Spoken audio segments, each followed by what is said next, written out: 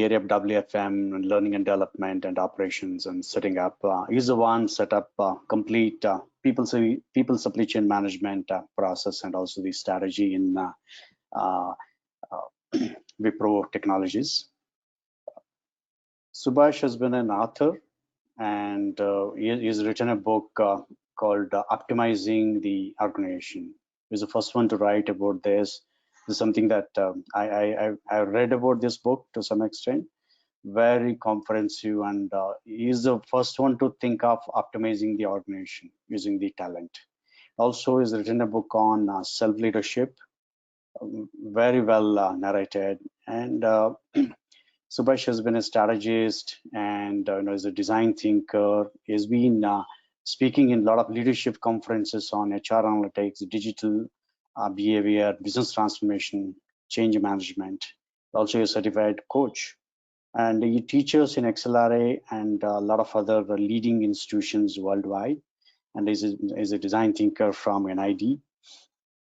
Today, Subhash Khare is going to take us through very comprehensive view on excellence in workforce management. So we are all talking about excellence and benchmarking and how do we really excel to the level of required, especially now being a COVID-19, post-COVID-19. This is really essential for all the WFM professionals or HR or operations or any of the key function leaders to know how they can really excel the WFM function, and very much essential for us to brand and rebrand and create our presence in the organization. Now is the time. I've been seeing that WFM professionals are super busy in this COVID. They are really working 24/7.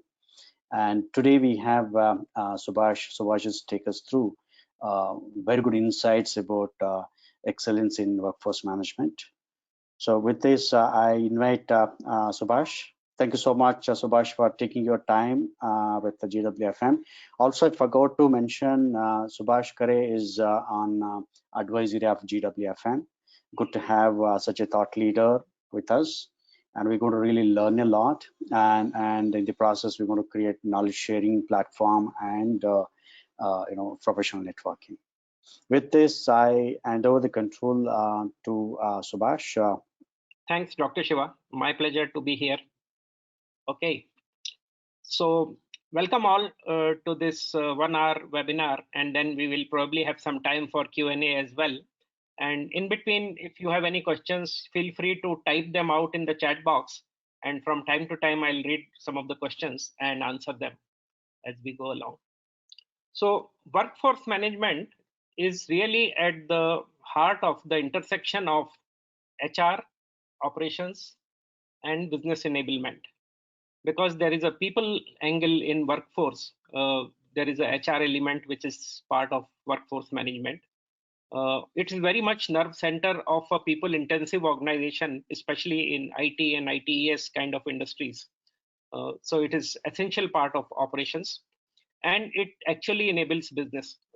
So it is the intersection of all three, and the way it plays a role while driving the processes of workforce management, we need to be aware of people aspirations and what satisfies them. And as part of enabling business, it is about opportunity capture and revenue generation, revenue growth. And as part of operations, it is really about efficiency and cost optimization. So all three, and sometimes it becomes a challenge to strike a balance between three, and one may try and achieve one at the cost of other two, which really in the long run doesn't work out well. So if we are working towards, let's say, cost takeout and efficiency improvement, it should not come at the cost of people satisfaction or at the cost of revenue growth. If we are focused on revenue growth, it should not come at the cost of cost, and so on. And for a WFM professional, I think this is the key message: to strike a balance between the three opposing forces, which could be pulling the WFM professional in different directions. So whatever processes, policies, automation they design, they should ensure that all three have weightage and all three are considered while designing any process of workforce management.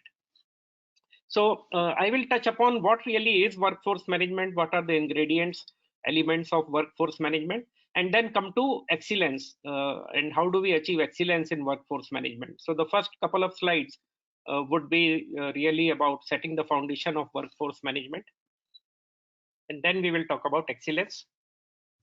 So there are 4 steps to workforce management, and let's start from workforce planning, the top left step. And from workforce planning, we go to hiring and development, which is transactional, and it happens all the time. Workforce deployment, which also is transactional and it happens all the time. And then workforce optimization. So if you see the left side of this graphic, planning and optimization, that is really strategic. And the right side of the graphic, which is hiring, development, workforce deployment, is tactical and sometimes operational. But they are all interconnected. And while I have shown them as 4 linear steps, it is really not necessary that they happen one after the other. In fact, all 4 of them will happen all the time. So they are more parallel than sequential. You will do workforce planning throughout the year, not once a year. And you will do workforce optimization several times in a year, if not every time. But hiring, development, and deployment happens all throughout the year. Every day it happens, hiring, development, and deployment. So let's see what all they consist of. So workforce planning is really about establishing the premise of demand and supply. And by premises, what I mean is what are the ground realities? How is demand looking like? How is supply looking like? And then based on that, deciding the sources and the methods of where will we get people from and how will we get people, and how will we manage the balance between demand and supply. So that's about planning. And in an environment which is very dynamic and which changes every day, you need to replan all the time. It's not that once we have done a planning and the plan is sacrosanct for the year. Certainly that plan has to be revised, and it happens in a very agile way. Almost on the fly, you modify your plan. Hiring and developing people to match the demand, current and future, both types of demands. And I think between hiring and development, and by development I mean competency building, it's often a make versus buy decision. So should you make in-house internally, or should you buy a skill? And obviously cost-wise, make sense rather than buy. But sometimes you don't have the luxury and you end up really hiring from outside. And we will talk more about that. But both the methods of creating workforce, which is hiring and development, I have bucketed into one step, which is about creating workforce. Deployment is a broad set of processes which include demand fulfillment, and which is what the external world will look at WFM department, that when are you fulfilling our demand. And to demand fulfillment, to make that happen, rotation or bench management, specifically in software industry where projects, for example, a software development project may get over in 6 months, and all the people who were part of that project suddenly, of course there is a predictability there, we know that the project will get over in 6 months, but they move to the bench and they are now available for the next set of projects. And bench becomes a very important source of workforce to source from. And obviously the number of days that they are on bench, it's also an opportunity for development, so that they can learn a new skill and develop and sharpen the existing skills further. Workforce optimization is about defining and refining policies, processes, and automation. And most of the transactional work should happen in an automated manner rather than manual, so that it is fast and error free. But when you are working on an optimization project, the important part is to understand the objective. For from this project, what are we optimizing? Are we optimizing the cost, the speed, accuracy, or something else? Maybe how do you reduce lateral hiring? How do you grow people faster in the organization? How do you achieve higher employee satisfaction through workforce management. So these are the four, I should say, pillars of workforce management: planning, hiring and development, deployment, and optimization. No great sequence there. I have shown this clockwise sequence, if you can see those blank arrows, just for simplicity, so that we can focus on one step at a time, but it happens in a more overlapping manner in real life. So we will talk about each of the four. We will talk about planning, hiring, development, deployment, and optimization. So here comes planning. And before we could make any plan, the objective should be clear. And I think for any workforce planning, the objective would be around how do you effectively fulfill and how do you optimize the cost. And when I say cost, it could include speed, efficiency, etc. So objectives normally don't change. Some objective may take a higher importance at some part of the year, but normally these two will be the big objectives for workforce planning. And then comes premise. So premise really means, okay, so what is constant? What is the situation in which we have to work? So premise is around what is the demand pattern, and we can't change that. We can be selective about which demand we want to service and which we want to ignore, or we could prioritize, but demand you can't change really. So what is the demand pattern? What is the supply situation? And supply situation, little bit we can change. And that's what is planning all about. Given this demand pattern, how do we align supply pattern with it? That is the essence of planning. So in workforce planning, like in any other planning, there are three types of planning: strategic planning, tactical planning, and operational planning.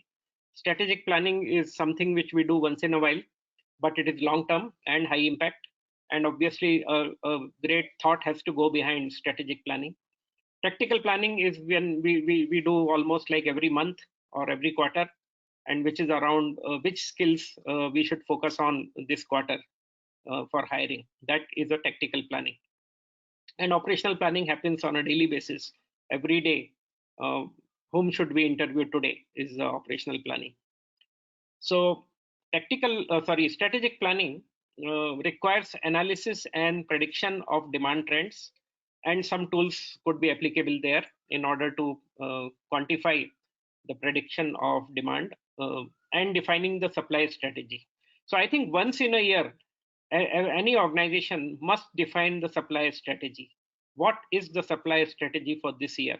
Which means what is the mix of make versus buy, and what is the budget for trainings, what is the budget for hiring, and what percentage of demands we will prioritize, which is our category A, B, C demands, and how will we service them, what are the SLAs around servicing those, fulfilling those demands. That is all part of the defining supply strategy. And tactical planning could include prioritization, identifying sources of supply. Where will we get people from? Internal, external, what are the various sources? And identifying training and development priorities, which skills are in demand, which we must focus on. Should we do in-house? Should we outsource the trainings? Should it be e-learning? Should it be self-learning? Or should it be classroom? Should it be on the job? And so on. So all that is part of tactical planning. And finally, operational planning is about deciding actions and mechanisms. How will we do this above? And allocating tasks of people. So at this point, if you have any questions, feel free to type them out in the chat box so that I could answer them before we move forward.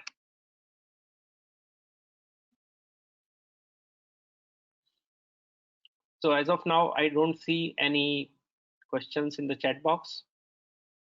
So I'll move on. You will anyway get a chance to ask questions even on the slide which we have moved by, which we have passed by later as well. And workforce planning involves deep rational analysis, especially the strategic planning, scenario planning, and what if kind of analysis, because situations can change. Then comes, and then this is really part of planning, is demand supply alignment, demand supply management. So on one hand, you have a demand coming in, and if you fulfill the demand, it will translate into revenue. On the other hand, you have a supply currently and in coming few days you can make some supply happen, and supply really indicates the cost, and it is about managing demand and supply so that the mismatch between the two is minimum. And demand supply alignment is a very important step of WFM, which a WFM professional would carry out. So supply may come from new lateral hires, freshers from the campus, current people on bench, and people who are due for rotation or for whom a rotation is planned. So currently they are working, they are in an assignment, but we could pull them out and rotate them with someone else, and they can be available. So these are the four sources for any organization. The top two are external, the bottom two are internal. And obviously, all four may require some trainings before they can be assigned. So that is supply. Demand could be about new requirements, a new order, a new deal won by the organization, which requires some new skills, or attrition replacement, somebody who has left, we need to replace that person, and replacement against rotation, people who are being rotated out of the assignment before the assignment gets over need to be replaced. So the bottom two are replacement demand, and the top one is a new requirement demand. So I'm putting everything in new requirements, even the growth in an existing work, existing project, a change in the design of a project, everything I put in new requirements. It may not always be a new deal. It may be a change in the current deal, current contract as well. And demand supply management will require working on data, working on forecast and prediction, and taking proactive actions, and of course multi-skilling people, so that if skill A is in short supply, we could use them for skill B, and if they know both skill A and B, then it makes the job of WFM easier. Multi-skilling always helps both employees as well as the function in terms of providing more flexibility. So multi-skilling is a great idea. Now, lateral hiring, let's do a deep dive on what are the pros and cons of lateral hiring, different types of lateral hiring, and what are some of the do's and don'ts. So this is a 2x2 matrix. On x-axis, you have proactive hiring and reactive hiring. Lateral hiring can be proactive against a plan, or it can be reactive against a current requirement. And on the y-axis, generic skills versus specific skills. And by specific skills, I mean somebody who can do only one type of work, only one niche kind of a skill. While generic is a broad skill which will be required against several demands, which is commonly required by different clients. Specific can be one client also. So if you hire specific skill proactively, you will have high risk of underutilization, because when we are hiring proactively, we don't know that there is a demand.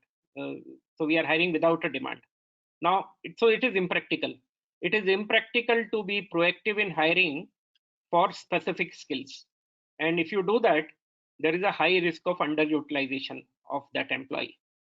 So bottom right, not a great idea. In some emergency, you may do that. In some specific situation, you may do that.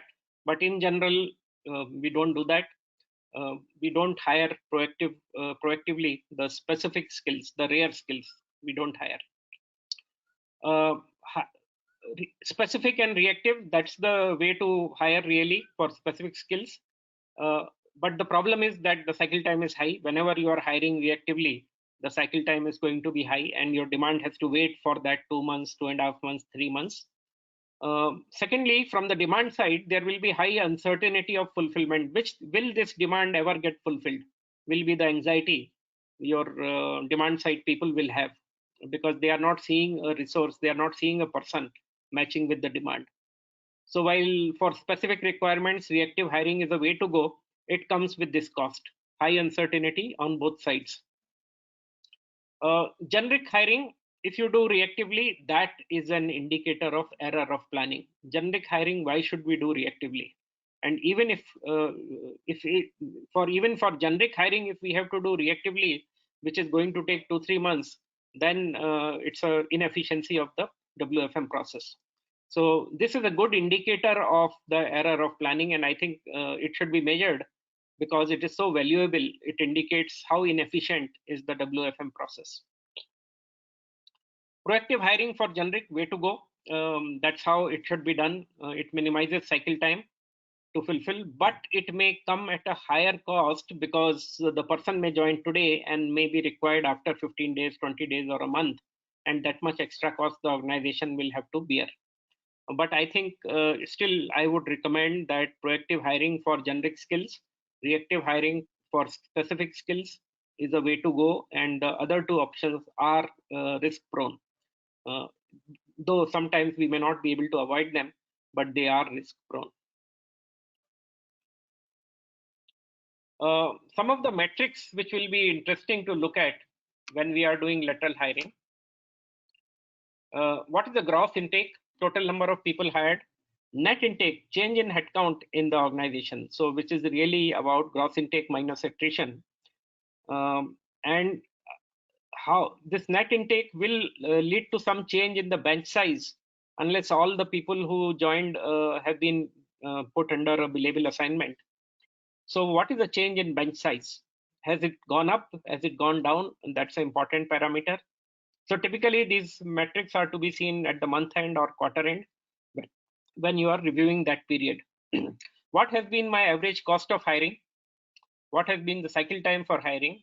And quality of hiring. So quality of hiring is a tough one because it can be measured in different ways, and I have seen organizations measuring it differently.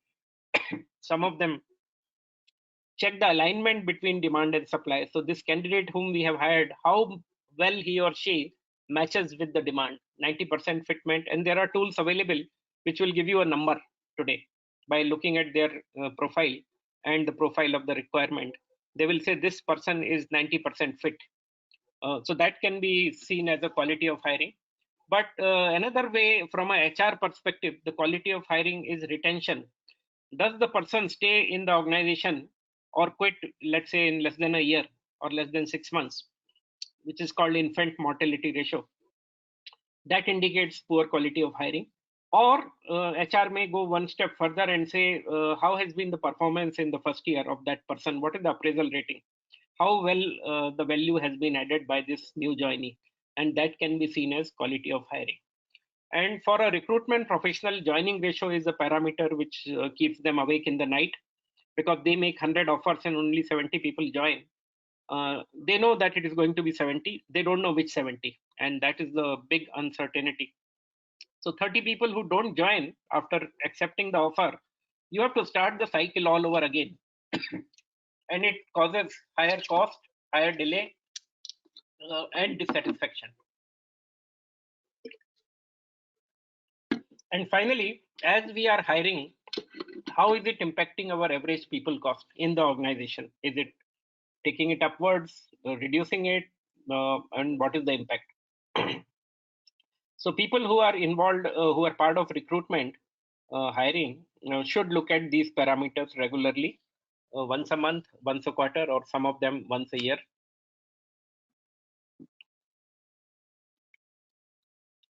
Now coming to learning and development, creating, and I have a similar 2x2 matrix here. Here, again, specific and proactive. So training on building specific skills can be done proactively, not a problem here, based on a specific forecast. So if there is a visibility, then it can be done proactively. So you need that forecast in place.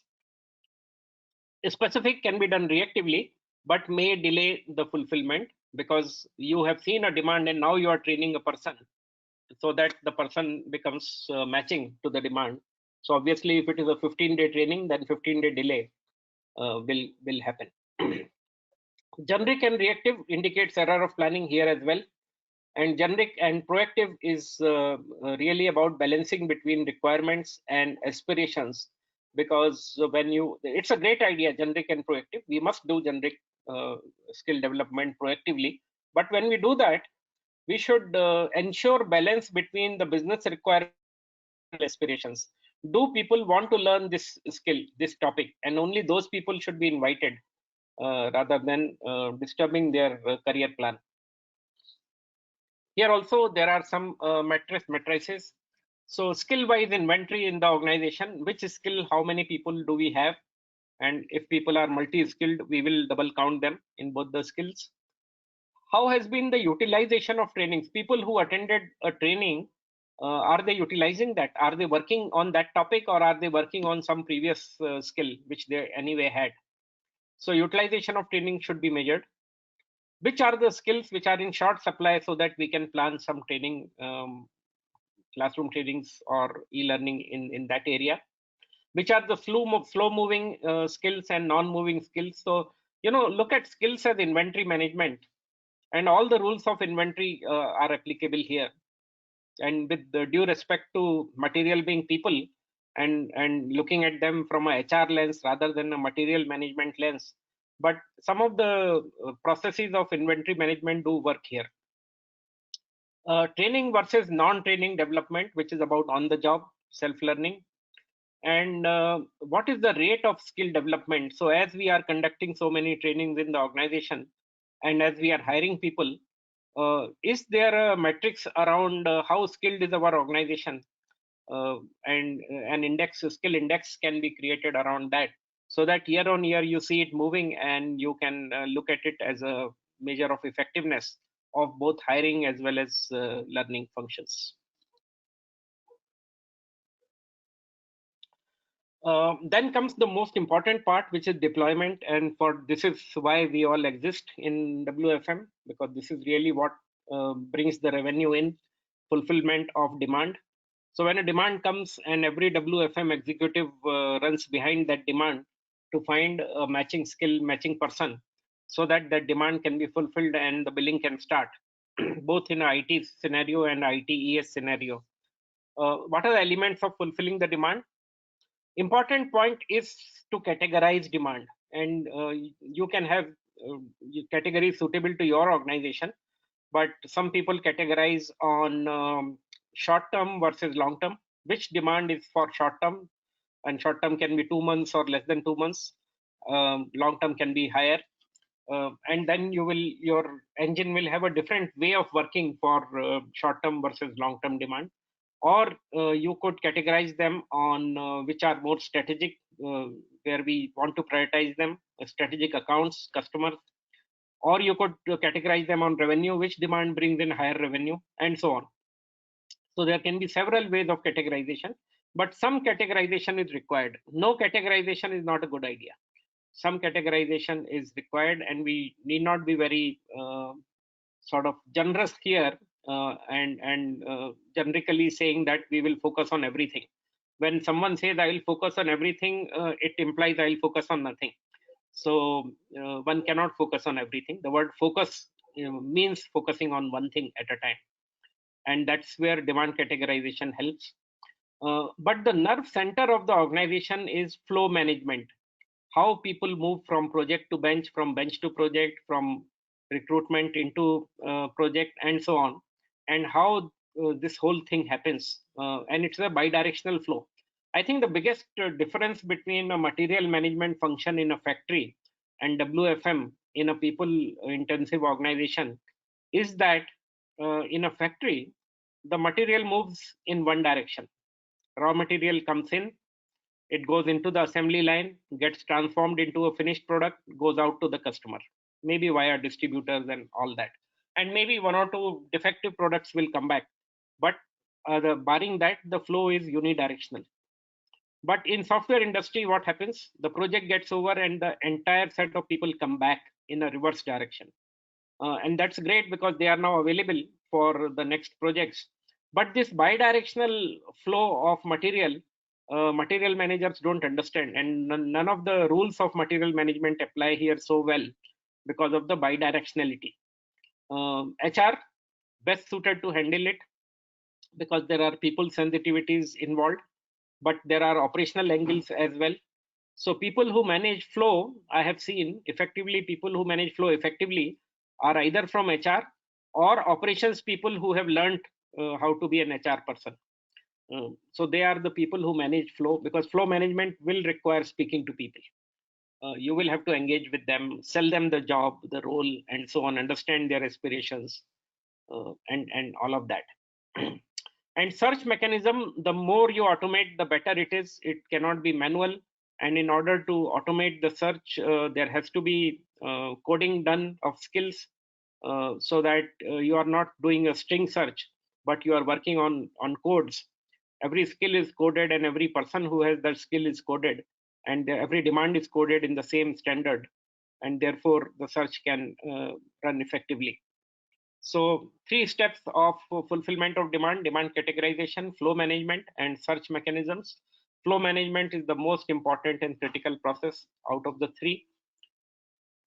The focus of demand categorization should be on revenue enablement. Which demand will enable faster revenue and higher revenue? The focus of flow management should be on creating availability of people, and the focus of search engine should be on accuracy, and how can we have a good fitment of what is searched as a match to the demand, so that in the first proposal the person gets selected, and that is the accuracy. And it is not just about technical skills, it is various other parameters like cost, total years of experience, location, flexibility, willingness to move, and so on. So if there are any questions, feel free to type. Till now, I have not seen any question coming into the chat box. I will anyway give you time after the last slide, and probably we can take all the questions even at that time. But in between, if you have any questions, feel free.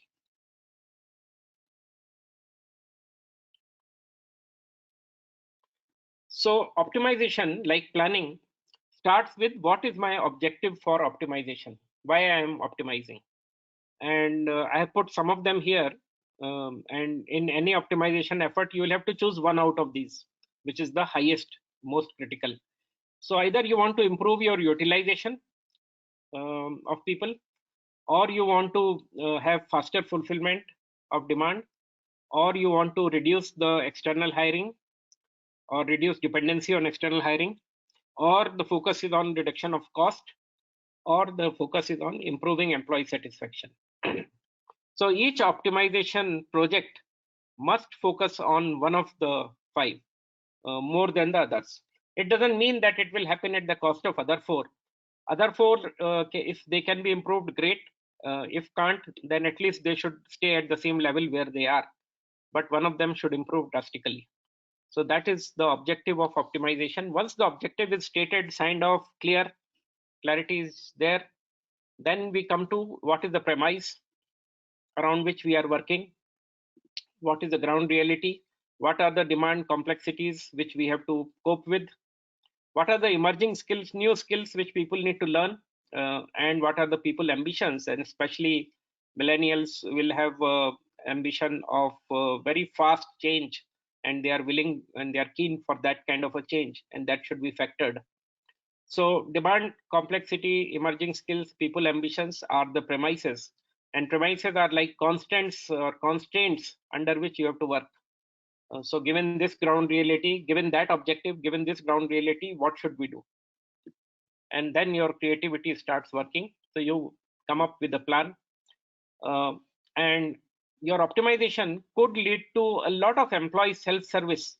So can a person looking for a project do a self-search and propose himself or herself rather than a WFM professional doing it? Can a person raising the demand run a search and get matching skills the way job portals do that? Early alerts, if somebody is the date of release is confirmed, then WFM professional should get an early alert. This person will be available 1 month from now, so that you start mapping that person against demands. And search refinement, can you run the search on various parameters rather than only on the skill? So optimization may focus on one of the 3, or it could be beyond these 3 as well. I have just put up some examples here. And then comes execution of optimization, which may lead to a policy change, process change, or mostly automation. And I think any process change must be supplemented with some automation. Otherwise, you are dependent on behavior change for many, many people, and that is high risk prone. So any change in the process must be done through automation to the extent possible, so that immediately that change is available and it happens. But some of them can be policy change as well. And if it is policy change, then enough communication, convincing and selling and sharing the rationale why are we doing it will be required. Now, this is a very interesting chart. And this is really about, on the x-axis, you have ability to fulfill demands, which I call as effectiveness of WFM function. And this is really the outcome, what people look at from WFM. How fast are you able to fulfill demands? How effectively you are able to fulfill demands? And on the y-axis, you have a slightly more inward view of efficiency, which could be seen as cost, utilization, or speed. So if you see, efficiency is a positive word. So on the y-axis, when you go up, it is more efficient. When you are down, it is less efficient. Cost is a negative word. So for cost, it is reverse. When you go up, the cost is less. When you go down, the cost is more. Utilization, positive word. When you go up, utilization is more. When you go down, it is less. Speed is a positive word. When you go up, it is higher speed. When you come down, it is lower speed. So what happens is, if you see the portion of the curve which is between A and B, and almost like a straight line, it indicates that efficiency and effectiveness are inversely correlated. You want to increase the efficiency, your effectiveness will reduce. You want to increase the effectiveness, you have to run with a lower efficiency. And many people look at the relationship between the two as inverse. So they feel that the curve has only that length which is between A and B. That's the curve, that's the complete curve. And they move between points A and B depending upon the requirement. When the pressure for fulfilling demand goes up, they move towards B. And when the pressure to save cost comes up, they move towards A. And they keep fluctuating between A and B. They don't realize that there is another life waiting for them on the right side of the curve. So beyond B, if you want to improve the effectiveness further, you will have to optimize the processes. Otherwise, efficiency will keep on dropping. AB will continue to be a straight line if you don't optimize. So suppose after point B, we put in some optimization. And as we put optimization, what the optimization delivers it, instead of inverse relationship, it makes them directly proportional relationship. So from B to C, it is a straight line, but in the positive direction. So when you improve the effectiveness, the steps you take to improve the effectiveness also improve the efficiency. That is optimization. So B2C is your optimization project working, optimization engine working. But its saturation point comes at C, and that is all it can give you. And after C, it again becomes an inverse relationship between C to D. Now, obviously, it makes common sense not to operate any place earlier than C. Not near A, not near B, and not earlier than C. It doesn't make sense. It makes sense to operate slightly after C, so that you get little more, either at C or slightly after C, depending upon how much effectiveness you need versus how much efficiency you can drop. So A is about having efficiency focus at the cost of fulfillment. So fulfillment is very, very low, and everybody is inwardly focused, and you are able to save cost drastically. That is A, point A. It doesn't make sense to operate anywhere close to point A. Point B is the opposite focus. Fulfillment focus, so much fulfillment focus that your cost goes up, efficiency comes down. So you have gone to the other extreme. Fulfillment at the cost of efficiency. Point C is where optimization has improved both fulfillment and efficiency. And you can either stay at point C, because any further you go, the efficiency will drop, even though the effectiveness will improve. Or you can move slightly towards D to the extent you need improvement in the effectiveness. So this is the operating zone in my view. What this bracket, curly bracket covers, that is the right place to fluctuate.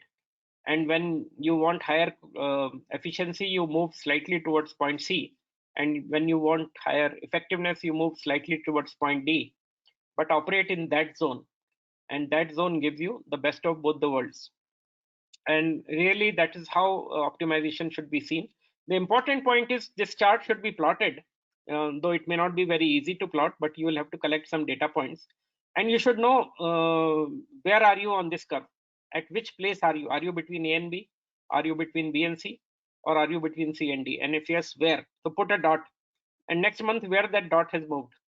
And if you could actually make it like a running graph, every month you put a cross and you write the month name there.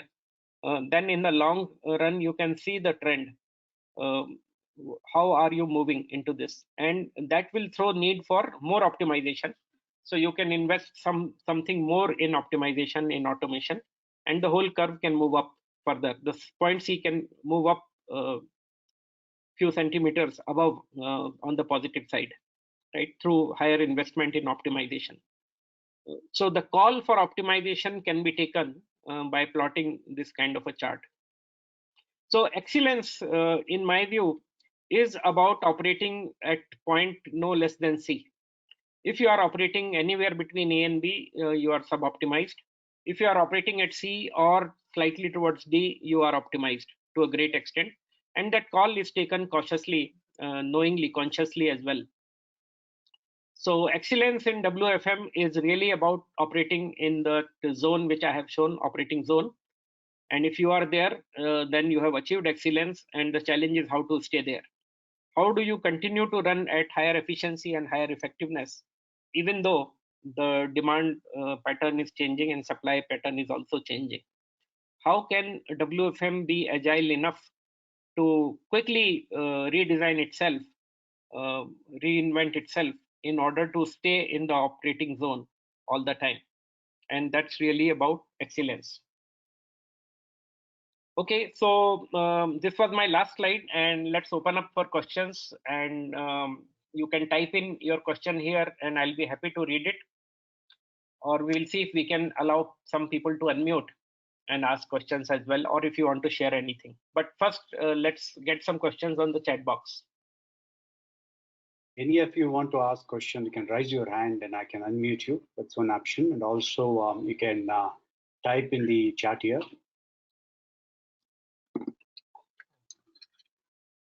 It'll be nice to have this little more interactive. So I'll encourage you to ask questions, either by raising your hand and then you get unmuted, or by typing it out. Hi Shiva, Dr. Shiva, is my voice audible? Yes, Yes, I can Suresh. hear. Great.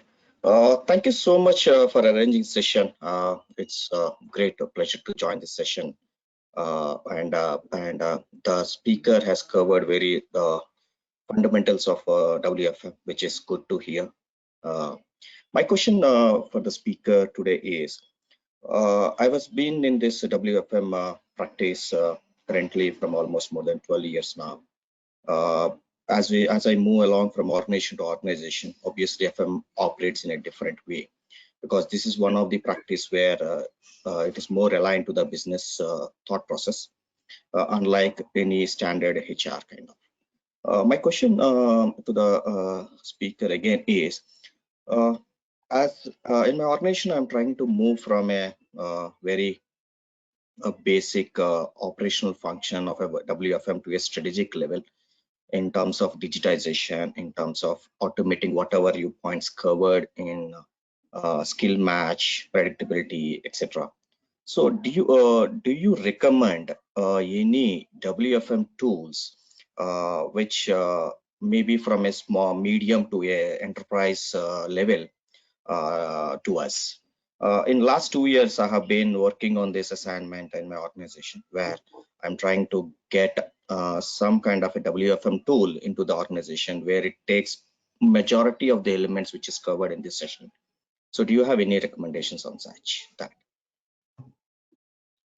Thanks for the question. And for all the mid-size and large-size organizations, my recommendation is that you must procure a tool. Don't do it manually. It is not practical to do it manually. You must have a tool which allows people to raise demand, to do the search, to propose people, to select people, and the entire tracking of metrics and everything. It will greatly enhance your efficiency and speed, and really you can enable the revenue. Now, the choice of tool, I would hesitate from naming a particular tool because there are so many available. And before I can name a tool, I need to know a little more nuances about your organization. So maybe one-on-one we can interact, but and it's not fair to name a tool on a public platform.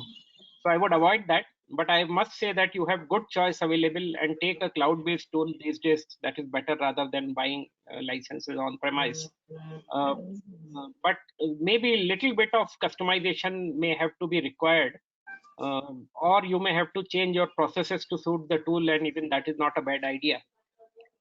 If you are a medium-sized organization, go for modifying your processes to suit the tool. If you are a large-size organization, some customization is inevitable. So look for a tool which allows you that flexibility of customization. And also you have to check the compatibility with your other ERP or any other system working in the organization.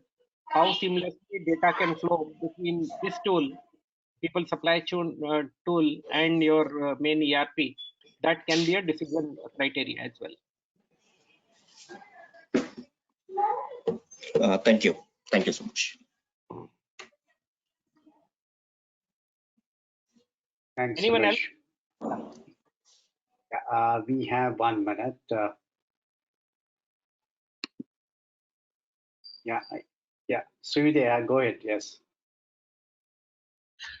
Hi, Subhash. Hi, go ahead. Just wanted to ask you to revisit the last bit of what you mentioned in optimization as to why the C and the D is the most comfortable zone in terms of operating. Yeah. So if optimization is not done, the line AB will continue in the same direction, and it will hit it will hit the x-axis where efficiency becomes 0. So that's not a good idea. So if you are at point B and you have to improve effectiveness, there is no other option but to optimize.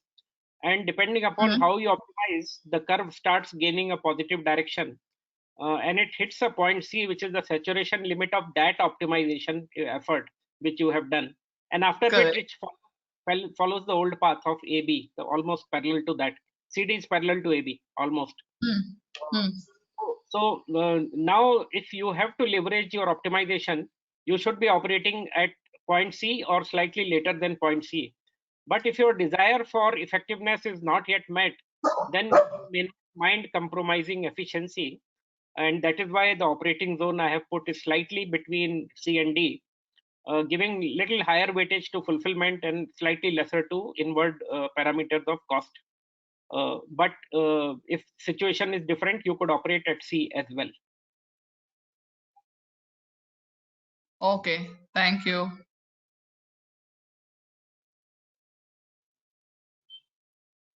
Thanks, Srividya. So now we have Ruchi Jain. Ruchi has got a question. Ruchi, go ahead. Yeah, hi. Hi, Subhash. Thanks. It was a very useful session. So I have a question basically for bench, Subhash, because all of us know, right? Nowadays we are having, bench, which is higher than the target. So what are the things which you feel now we can actually, take some, actions which you feel can reduce bench, or maybe, to avoid excess bench, I mean. So one of the, and I assume that you are part of an IT company, right? Yeah, I am from IBM. Yeah, Subhash. Yeah, sure. So see, while people are on bench, they should work. They should not be idling. And a good thing to do while on bench is to create some reusable components, some small solutions, which can be utilized by different projects, by different accounts, and so on. Some generic kind of products, and so on. But that has to be orchestrated. You can't leave it to the individual. So there has to be some. There have to be some project managers whose job is to take people from bench, and they are working for tomorrow's solution rather than today's. And they are proactively creating solutions which will be sold tomorrow. But they get governed by who is on bench, and therefore the choice of which project to work on should be flexible, so that whoever is on bench, you can use those people rather than saying this is the project and I need a matching resource. Otherwise, it becomes as difficult as fulfillment. So those proactive projects which bench should do should be so many that everybody on bench is productively occupied while they are on bench. They are not earning today's revenue, but they are creating avenues for tomorrow's revenue. So they are For the creating future, yeah. will generate revenue tomorrow. Yeah. Thanks, Subhash.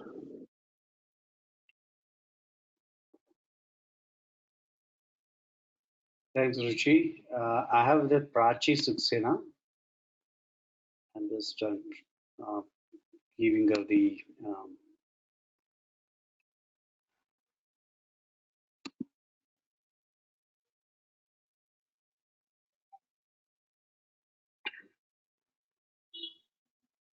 Prachi, can you hear us?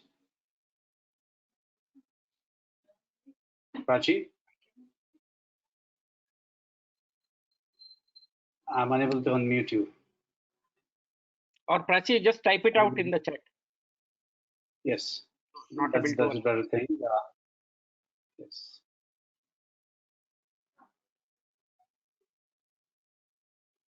Meanwhile, if there is someone else who wants to ask any question or share anything.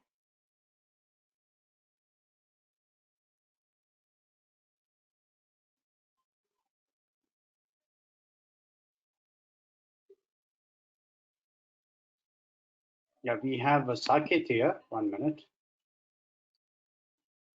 Hi, Saket. I'm unmuted, Dr. Shiva. Yes, yes, you're unmuted. You can ask your question now, Saket. Yeah, it's a wonderful session that's in progress. Thanks to you, Dr. Shiva, and thanks, Mr. Khare. One of the important and one of the pain areas for all the people who are in talent acquisition and workforce management is the notice period that is actually pushing us to move from efficiencies and effectiveness and back and forth, and by and large because of the 2 months notice and 3 months notice. However comfortable we get to after one particular stage, or with our advanced planning, we are going on back and forth with this one. So is there any industry standard now that's being thought through, like thought leaders like Shiva or you, who would like to work and at least have some sort of a planning happening in some of the medium and small sized organizations for the manpower requirement or any efficiencies being measured and published for the benefit of the corporate honchos who can take a decision? Because in my experience, what I see is you plan quite a lot and move slowly from A and move B up, and then slowly move to a comfort zone, and then you go cruising, and the guys whom we have made an offer don't show up, and the thing that was well planned gets back into a regression mode and becomes an urgent and reactive kind of a recruitment what you dealt in the earlier slides. So this is consistently showing up against offer to joining ratios when we calculate, and that has become a problem. I think a little discussion on that would enlighten all of us here. Yeah. So traditionally, employers have thought that if notice period is higher, it will reduce attrition. But I can tell you that it doesn't work always like that. And even if somebody does not leave your organization, and I will come to hiring as well, but I'm right now talking about the organization from where that person wants to resign. So even if somebody is not able to leave your organization because of the high notice period, you have a disgruntled employee working with you, and that is a problem enough. We don't want that, right? So probably leaving is better than staying in that case if somebody is thoroughly dissatisfied. Now, coming to hiring organizations, yes, if notice period is high, it causes a challenge because it requires that much more advanced planning from your side, from the hiring side. And that is why the proactive lateral hiring, of which I am a big proponent, can help. Because when you proactively make offers, and even if the notice period is 2 months or 3 months, when somebody is 15 days away from joining, then you start matching that person with demand, with index. And you say, I have a person joining us in 15 days, and this person matches your requirement. So that is how you can crash the cycle time. The flexibility it gives you that you have 2 months to find a matching demand for that person. And if you have Yeah. reasonable confidence that in 2 months you will come across a matching demand, then go ahead and release an offer and then make that match happen in that notice period. So you can convert this challenge into opportunity by saying I have higher time to find a matching demand because of the higher notice period. Okay. At the unit level, you answered a fair amount of my question. Fine. Understood. Thanks for the clarification.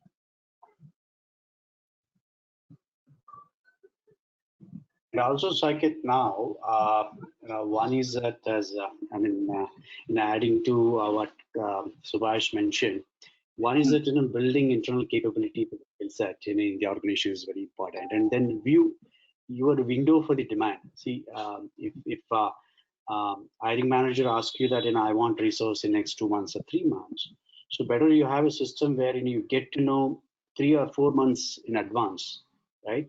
Which is very important, so that you can proactively hire.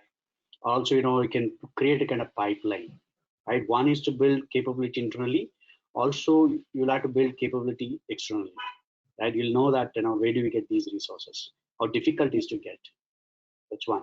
Third thing that if you look at now situation now, like you need to get into the contingency and also the gig talent. Can we get gig talent for these particular skill sets? Can you get contingent for? Right. Also think of some small companies where they are in similar skill set, wherein you come out of the engagement model. I mean, these things that you can think of. I mean, hiring is not only the option. You could also look at these these possibilities in this COVID situation. Also see that like how do you build external capability, building pipeline. Right. Is essentially very important. Yeah, it's a different perspective you're given.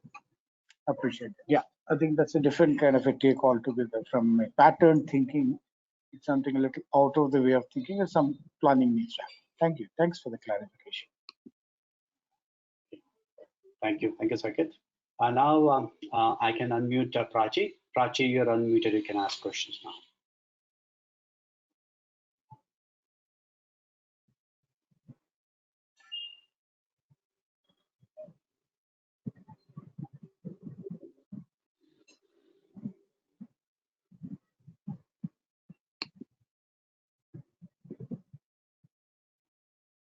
Prachi, you there? Prachi Saxena? Yeah, can you hear me? Yes, we can hear you. Go ahead. Ask questions. Okay, so sure. So good evening, everyone. I had a question around, the thought of hiring at risk, meaning the proactive hires that we discussed a little while back. So my question here is, and I've seen this a lot of time in my experience, that if we go ahead and try suggesting about making a proactive pipeline of candidates and even extending some offers, we get this setback quite a lot of times from the business and from the delivery to just go ahead and make proactive hires. I have seen in my experience, one out of five will will give approvals to hire at risk.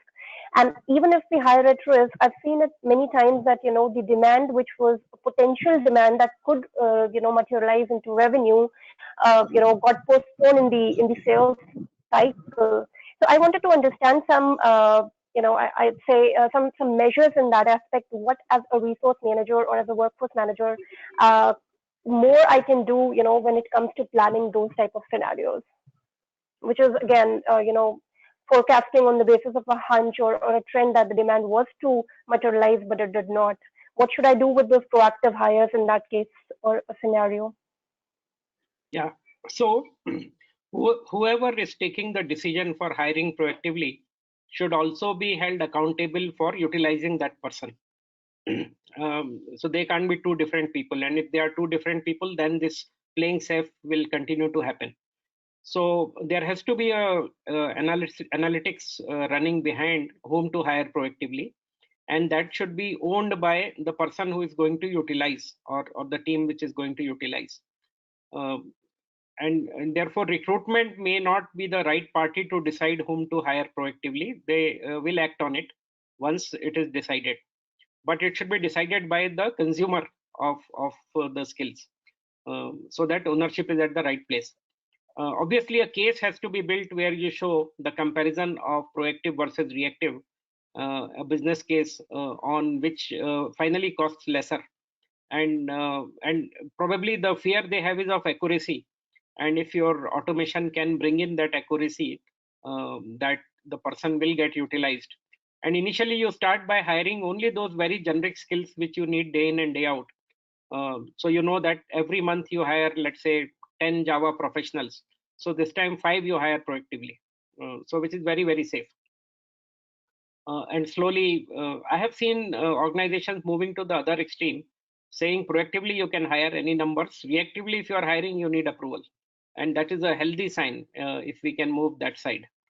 But what you described is I think, a case of playing very, very safe, but not realizing what are we losing by playing so much safe.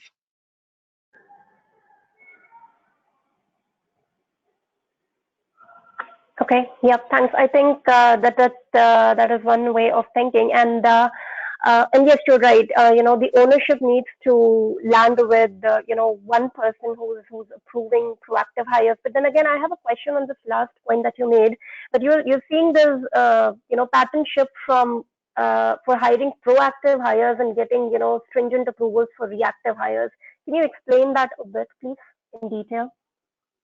Yeah, because as I have explained in a slide earlier, reactive hiring will lead to loss of revenue for that 2-3 months, which is the cycle time for hiring. You have a demand and now you are going shopping.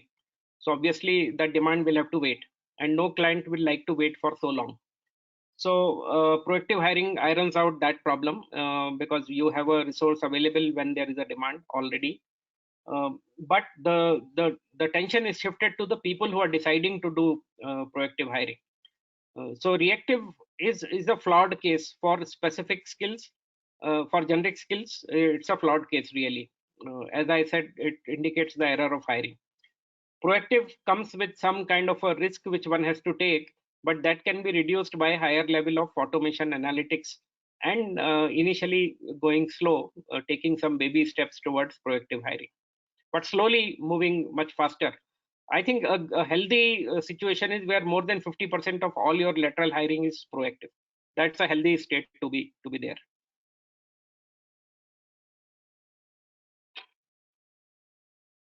Yeah, to add on to Subhash, I mean, if Okay. your Thanks. organization has ability, Prachi, if your organization has the ability to predict demands well in advance, so you see that an organization has got 1 year window, okay, 6 months window, and then quarterly window, right?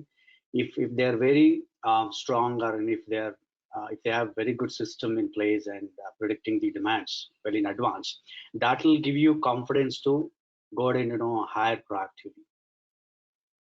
Most of the cases, what happens that last minute demands and last minute confirmation, and then like last minute hiring will get into the problem of revenue leakage, and also you won't be able to fulfill all the 100% resources that when you end up hiring them after the due date, right?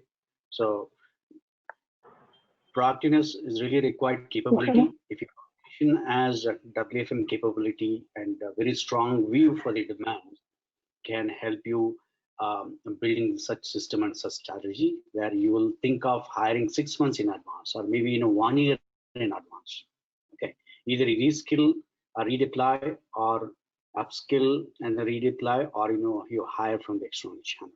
Also, you can hire freshers and like build a skill set. Right, these things are very important. If organization is having a WFM team or WFM function is very weak and not able to function it proactively and like strategic, you end up taking all the hit. I mean the recruitment team or HR team.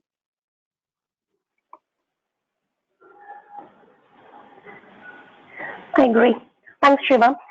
So just one more thing, and I think this would not be a question, but rather than a generic explanation that would helpful or be helpful to all the participants. So nowadays, with this COVID-19 situations where there's a lot of ambiguity in the new deals, being in pipeline materializing to revenue, the WFM leaders, and I've attended other webinars where the WFM leaders are placing a lot of strategic importance on contingent or gig talent. So I just want an explanation on what the thought process is going to be and what the maybe the hiring pattern is going to go ahead and look like. Maybe it would again be proactive versus reactive, but then through contingent workforce and addressing the cost factor that comes into the contingent workforce. How are we going to go ahead and strategize that in the COVID-19 situation? Yeah, that's a good question and very relevant to current situation. So contingent workforce, you don't hire proactively. There is no need. But you can get some predictability. For example, if the current assignment of a contingent worker is ending in 2 months, you could make an offer which is 2 months from now. So saying you join me in August. And that can be called as proactive hiring, but you are not saying join now. So you can engage with that proactive person, contingent worker proactively, and that's a good idea because it gives you predictability.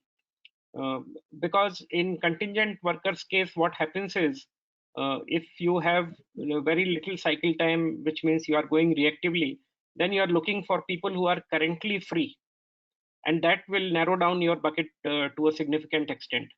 But if you can plan it better, then you can broaden your bucket to people who will be free in next 2 to 3 months as well, and you could pick and choose from there. So the rules of the game change with gig workers, contingent workers very much. And to broadly answer your question, I think with this situation, a lot of people may be encouraged to move from a full-time role with one organization for a long term to working on contract, either multiple organizations simultaneously or one organization at a time, but for short term. So that change is expected, and I think broadly from a long term perspective, it's a change for good. In more developed countries, it is already there. In India, there is a social stigma attached that you don't have a job and you keep switching, working for different organizations. That social stigma is likely to go away thanks to the environment and the forced situation that we are in. And that's a healthy trend.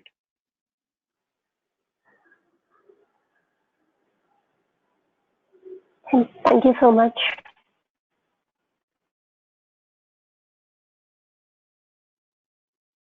Further questions? Team, feel free to ask any questions now.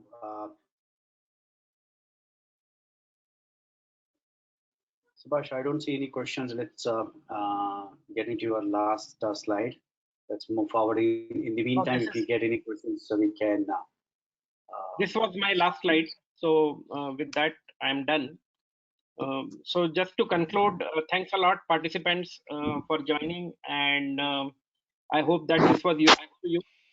And you can actually reach out to Dr. Shiva for any further engagements, any more clarification, and we'll be happy to provide to you. Thanks a lot. And Dr. Shiva, you could conclude it. Thanks, Subhash, for your time taken on this weekend. It is really immense learning and great networking which we created through GWFM. Thank you so much. Before we just log off, request team to, all the participants, just hold on for a while.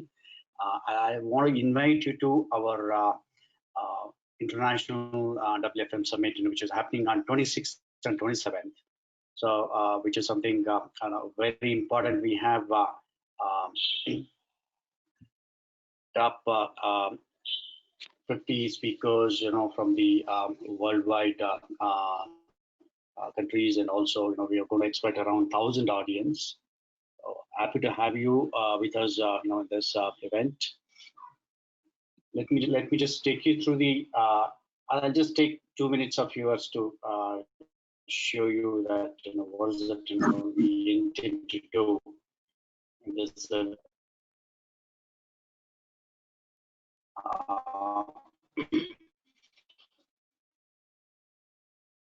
the theme of the event is decoding future of WFM and the game changer for the business. Also, we're going to celebrate International WFM Professionals Day.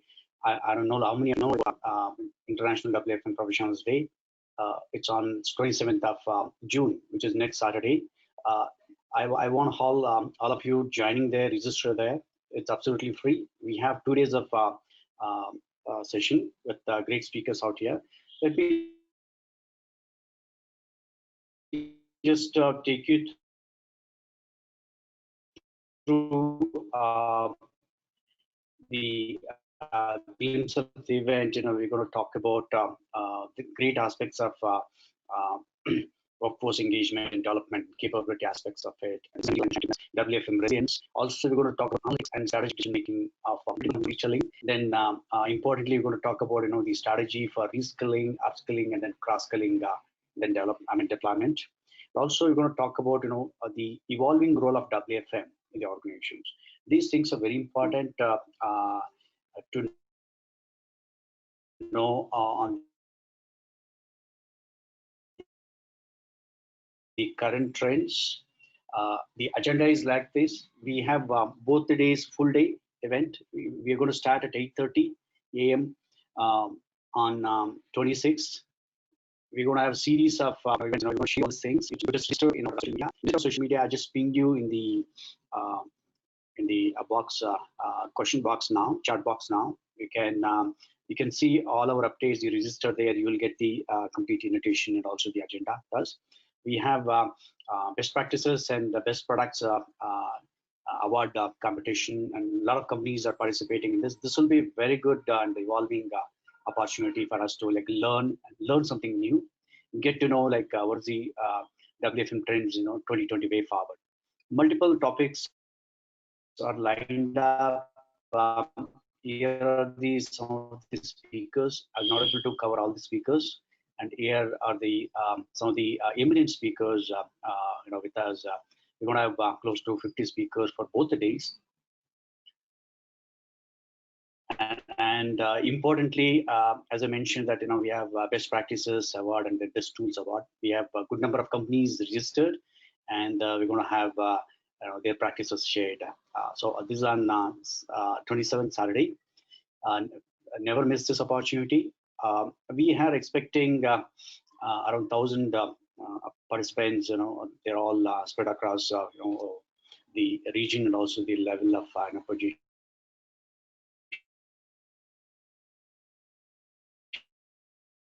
And what is the takeaway? Takeaway for this is going to be huge, and you'll learn something new, and you'll also get to know what's new trends. Also get to network with a lot of people, right? And about GWFM, and you can just go through our website, globalwfm.com. We are basically chartered body in Canada, Montreal, and GWFM has 20 members across the world. Join us, and absolutely, it's a free membership as of now. Join us in our social media. We'll send you the form to fill in, and we'll have your details with us. So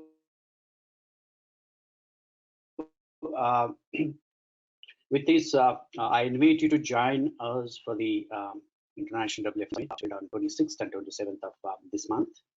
Feel free to reach me out. Feel free to reach out to any of our social media links and join in there.